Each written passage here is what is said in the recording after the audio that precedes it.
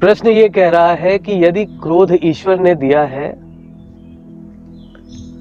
तो यदि आवश्यक नहीं होता तो ईश्वर क्रोध देता ही नहीं। ठीक, बहुत अच्छी बात है। आपने ये तो जान लिया कि ईश्वर ने आपको क्रोध दिया, लेकिन आपको मस्तिष्क दिया। इस बारे में मस्तिष्क क्या, आपको विवेक की अवधारणा दी है। इसको भी थोड़ा ध्यान में रखिए। क्रोध ऐसा नहीं कि आप क्रोध को समाप्त कर देंगे, तो दैवीय गुण है जो आपको मिला हुआ है। ऐसा नहीं कि क्रोध समाप्त कर लेंगे। ध्यान रखिएगा, क्रोध का नियंत्रण ये एक बहुत बड़ा उद्देश्य होता है। भगवान राम का क्रोध नियंत्रित था। उन्होंने जब बाली का वध किया तो उनकी आंखों में दया थी, जबकि बाली पर उनको क्रोध था। जब उन्होंने रावण का वध किया तो भी उनके हृदय में करुणा थी। लेकिन जब हिरण्याकश्यप का वध हुआ तो नरसिंह अवतार की जो क्रोध की अवधारणा थी वो नियंत्रित नहीं थी, जिसकी वजह से रुद्र को स्वयं अवतार लेकर के आना पड़ा और नरसिंह अवतार को समाप्त करना पड़ा, उनको अपने साथ ले जाना पड़ा। तो क्रोध जो है उसका उद्देश्य निर्धारित होना चाहिए, और आध्यात्म क्रोध एवं करुणा को एक साथ आपके व्यक्तित्व में विद्यमान करने की प्रक्रिया है। यदि आपके अंदर आध्यात्म है तो आपका क्रोध बिना करुणा के नहीं आएगा। क्रोध तो आएगा लेकिन करुणा भी आएगी। आपको यह पता होगा कि आपको अपने उद्देश्य की किस सीमा तक क्रोध करना है, बस उसी सीमा तक क्रोध करना है। और जैसे ही वो सीमा पर आप पहुंचते हैं, आपके चित्त में एक धैर्य, ध्यान रखिएगा, और उद्देश्य सिर्फ आपका नहीं होना चाहिए। यह व्यक्तिगत उद्देश्य के लिए नहीं है। जन कल्याण, समाज कल्याण की अवधारणा को मन में रखते हुए क्रोध एक ऊर्जा है जिसका कि नियंत्रित प्रयोग आवश्यक है। क्रोध एक ऊर्जा है, ध्यान रखिएगा।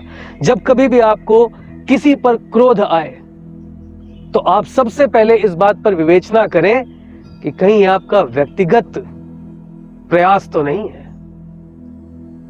जन कल्याण में क्रोध एक उद्देश्य तक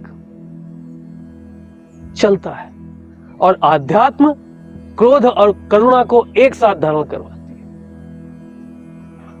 ध्यान रखिएगा, भगवान राम से शिक्षा लीजिए, भगवान कृष्ण से शिक्षा लीजिए। शिशुपाल लगातार उनको अपशब्द कह रहा था, परंतु क्रोध नहीं था। एक उद्देश्य, एक सीमा तक करुणा, और उसके बाद क्रोध, और फिर नियंत्रण, फिर अपने व्यक्तित्व में वापसी। जिस समय भगवान कृष्ण ने विराट स्वरूप दिखाया, और विराट स्वरूप देखने के बाद अर्जुन के मन में भय व्याप्त हो गया, क्योंकि वो विराट स्वरूप ऐसा था जिसमें हजारों मुख थे जो सृष्टि के हर जीव को निगल रहे थे। वो विराट स्वरूप था। अर्जुन ने कहा, प्रभु मुझे आप अपने चतुर्भुज रूप के दर्शन दीजिए। शांत कराया। जो विराट स्वरूप होता है, जब उसमें क्रोध का स्थान है, तो आप अपने व्यक्तित्व से क्रोध का स्थान कैसे समाप्त कर सकते हैं? परंतु नियंत्रण एक भक्त के एक छोटे से प्रयास से, एक छोटे से निवेदन से, वो कृष्ण अपने क्रोध विराट स्वरूप को संयमित करके चतुर्भुज रूप में आ जाते हैं और फिर द्विभुज रूप में आते हैं। ध्यान रखिएगा, क्रोध का प्रयोजन निश्चित करिए, इसकी समीक्षा करिए।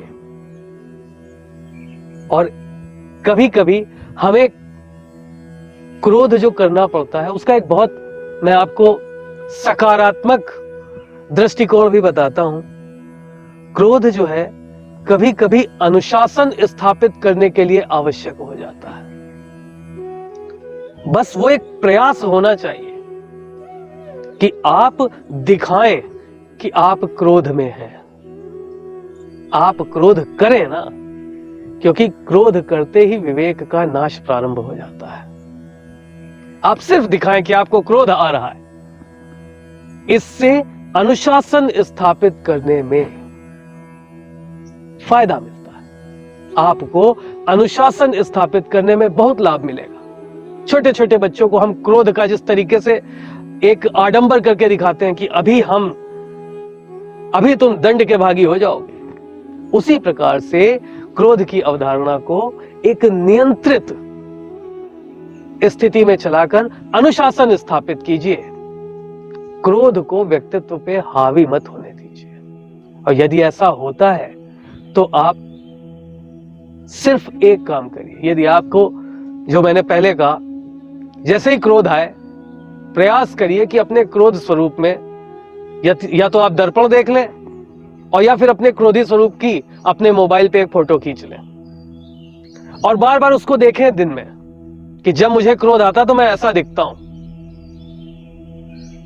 छूट जाएगा क्रोध करना, क्योंकि जो स्वरूप आप अपना समाज में सोचते हैं, क्रोधी स्वरूप उससे सर्वथा भिन्न होता है।